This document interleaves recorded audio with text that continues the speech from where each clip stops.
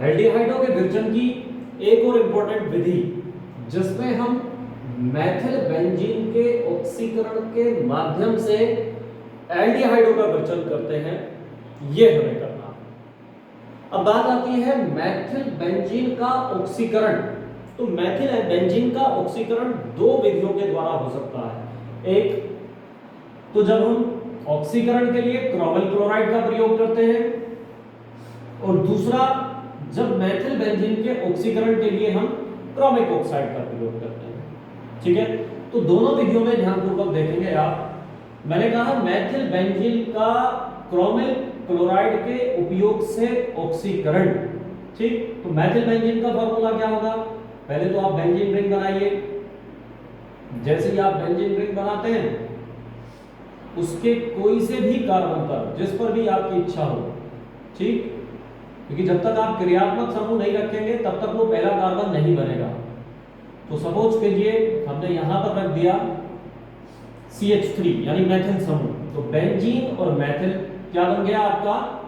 Methyl benzene. अगर आपको थोड़ा सा इसका सामान्य नाम पहले भी ध्यान हो तो हम इसे टॉल्विन के नाम से भी जानते हैं।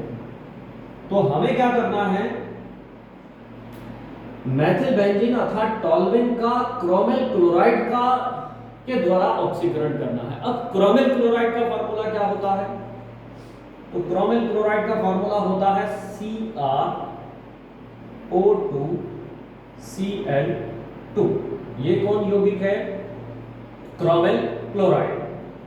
और इसके जो ऑक्सीकरण की अभिक्रिया है वो संपन्न होती है कार्बन डाइसल्फाइड CS2। यहां पर एक उत्प्रेरक का कार्य करता है।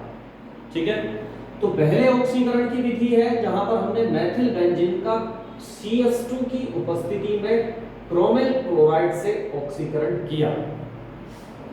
यौगिक देखिए क्या बनेगा।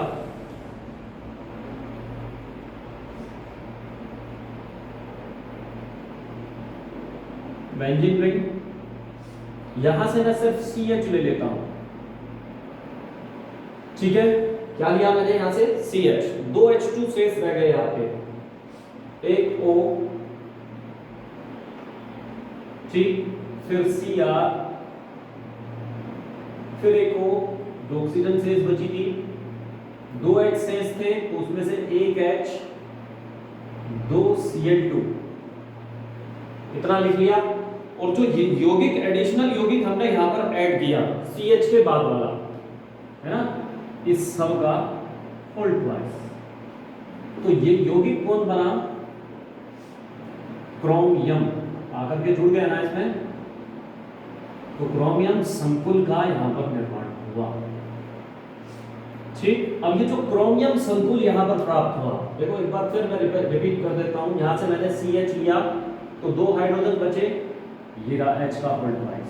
ठीक, O, Cr, फिर एक O शेष बची थी O, और ये दो हाइड्रोजन यहां से आए और Cl2 का होल ट्वाइस। ऑर्गेनिक केमिस्ट्री में आपको ऐसी बहुत सारी रासायनिक समीकरण दी गई हैं जो इम्बैलेंस होंगी। ठीक है, तो इसके लिए कोई चिंता की बात नहीं है, आप इसको लेकर के चिंतित हो जाएं। ठीक, अब यहां पर इस प्रकार प्राप्त यौगिक का हमें क्या करना है? जल अपघटन करना है। ये क्या किया हमने? जल अपघटन। तो जल अपघटन के फलस्वरूप ये सब O के रूप में कन्वर्ट हो जाएगा और आपको क्या प्राप्त हो जाएगा? CHO यानी बेंजल डिहाइड नामक एल्डिहाइड आपको प्राप्त होगा। ठीक है, अब ये जो ऊपर वाली इक्वेशन है, ठीक, ये एक बड़ी महत्वपूर्ण समीकरण है और इसे हम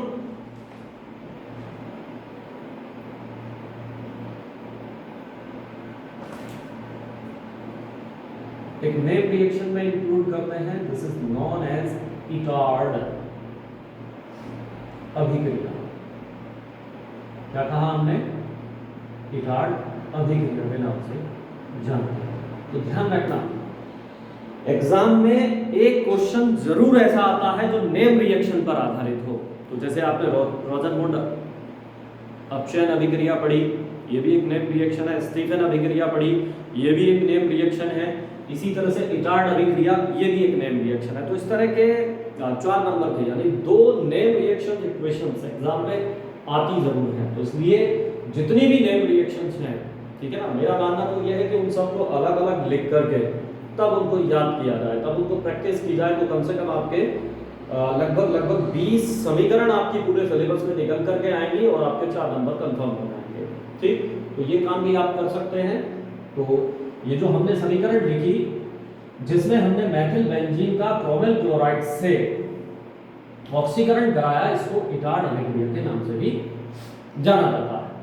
अभी दूसरी और समीकरण हमारी है जिसमें पुनः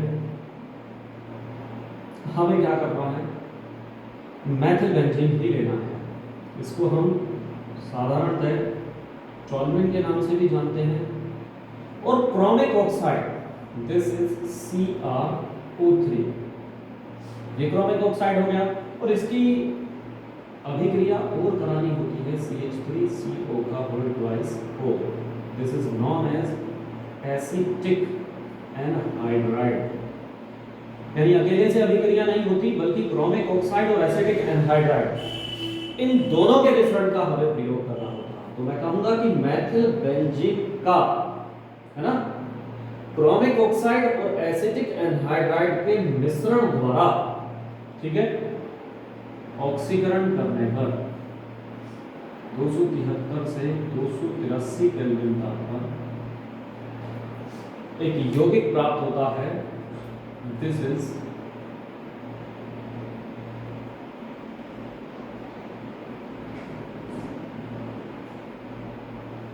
CH, वही पुनः ऊपर वाले की तरह से CH, फिर ये क्या O, CO, CH3 का होल ट्वाइस। देख लीजिएगा CH, यहाँ से 2 H2 छोड़ दिए हमने, जैसे ऊपर छोड़ दिए थे, फिर O, फिर CO, फिर CH3 और इन सब का क्या, होल ट्वाइस। अब फिर एक प्रॉब्लम आपके सामने आती है, आप कह सकते हो कि ये समीकरण संतुष्ट नहीं है, ये समीकरण संतुष्ट नहीं है। तो मैंने अभी पहले बताया था कि ऑर्गेनिक केमिस्ट्री में ऐसी बहुत सारी इक्वेशंस आपको देखने के लिए मिल जाएंगी जो कि आपको बैलेंस नहीं दी गई होगी। तो उसको माइंड करने की कोई जरूरत नहीं है, उसके लिए स्ट्रेस लेने की कोई जरूरत नहीं है। ये यौगिक जो आपको प्राप्त हुआ ये होता है